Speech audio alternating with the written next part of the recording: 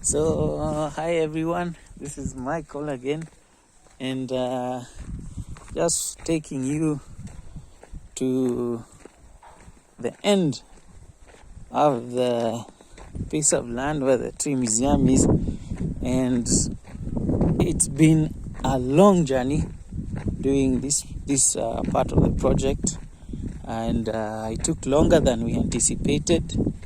The work got harder because we found so many rocks, just as you can see on these swells, as we were digging the dam.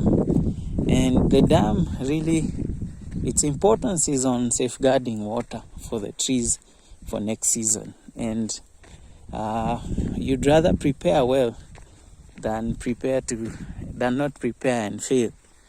And this is thanks to you, to everyone who's supporting us. You can see for yourself the work as it is.